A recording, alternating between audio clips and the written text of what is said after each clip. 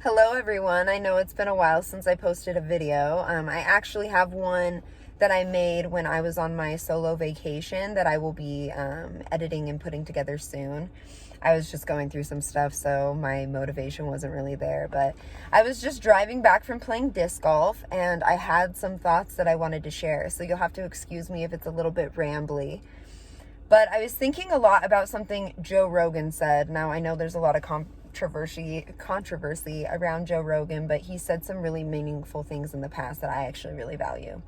He was talking one time about the difference between beauty and hotness, and how someone can be beautiful and hot, someone can just be beautiful, and someone can just be hot. And that really spoke a lot to me. As of late, I've felt a lot of pressure to look a certain way yet again. And my appearance has been such a focal point of my experience as a human being, and I think it has been for many other people. Growing up, I was not hot, I was not the pretty girl, I was none of those things, and like negative comments on my appearance were much more a part of my experience than positive comments. And my first real positive comment on my appearance was when I was 14. This girl Alyssa that I knew said I had a beautiful smile, and my teeth were such a massive insecurity. My mom was constantly talking about how if I was going into the entertainment industry, I would have to fix my teeth, etc., etc. So when she told me I had a beautiful smile, it actually really shifted my view of myself, because she wasn't saying, oh, you have perfect teeth. She was saying that your smile is beautiful because it lights up your face. And just another kid saying that to a kid can mean so much. Like when your peers make those sort of comments to you. And I started to think about that a little bit. And, you know, when I turned 25, I had a bit of an internal crisis. And I've talked about this before. And I even talk about this in the vacation video of like, oh my God, I'm aging. I can see like little crinkles by my eyes. There's a line in my forehead, a little line on my nose.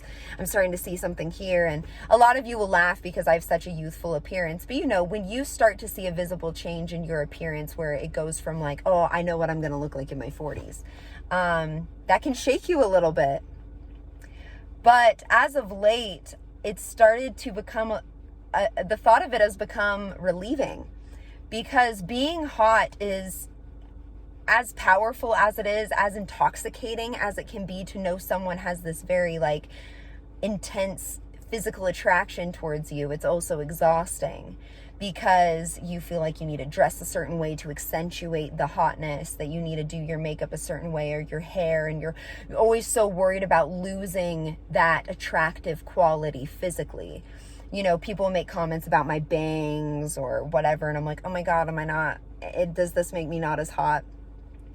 And people are going to laugh like, oh my God, like you're complaining about people finding you attractive. It's not that. It's not people finding me attractive. It's the expiration date on physical attractiveness. You know, hotness is a commodity. It's something that can be objectified and packaged and sold. And commodities do have an expiration date. In our society, we're super obsessed with like preservation of appearance, even with like food. You know, we have preservatives in our food so they can look better longer. But you see, there's such a difference in the quality of like a tomato you eat from your garden or a tomato you get from the grocery store. Even the organic ones, you know, the ones from the gardens have a sweetness. The skin is different. They have this dark, beautiful, rich color. And the ones from the grocery store don't have as much depth. And we see that in people as well. You know, as we get older, this frantic need to retain the elasticity in our skin, our youthful figure, and, you know, our womanly shape, at least for women. That becomes the focal point, especially in the entertainment industry. And you lose that authenticity.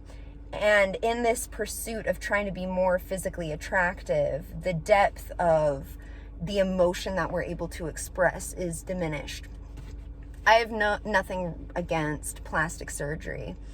However, sometimes it saddens me where you look at someone who was once so full of life in their face, and it's so frozen, and it's hard to read them. It's hard to relate to their emotions because you can really only go off of what they're saying. You know, I like to see a person's face, see into their eyes, and like be able to like live their emotion through them. And that's not as possible when you have removed the key indicators of, you know, emotion.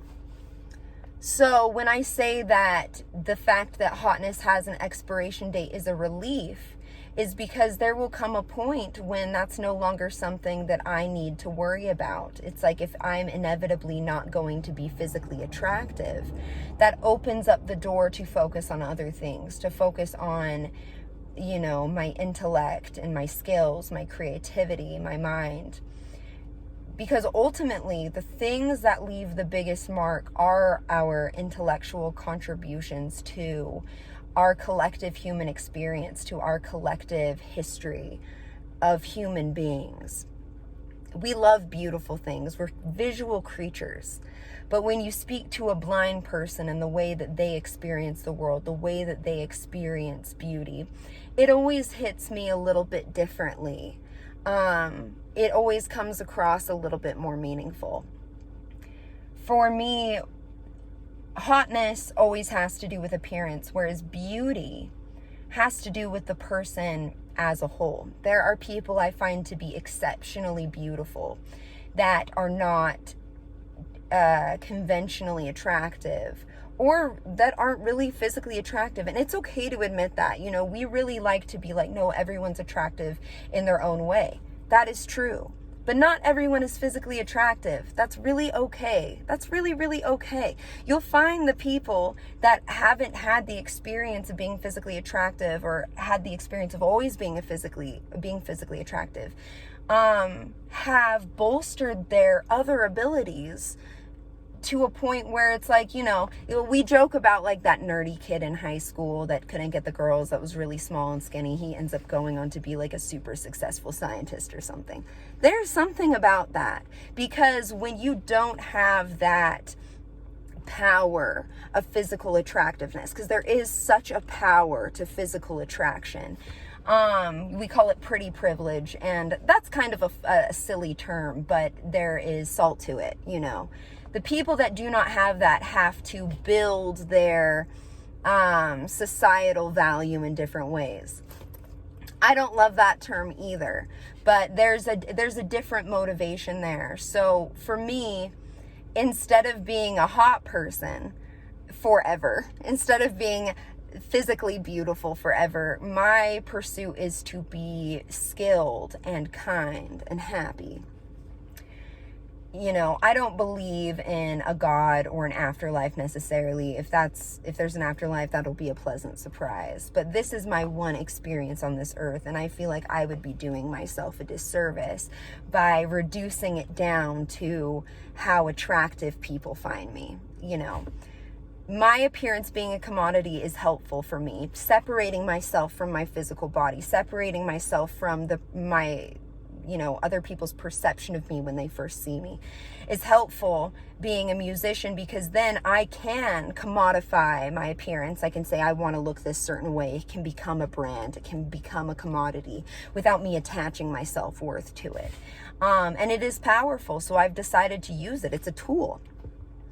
And I like to live my life that way more so than I like to think of it as my appearance is who I am. My body is who I am. My body is just a vessel for my mind. It's just a tool to enable me to do the things that I want to do, to bring my ideas into reality.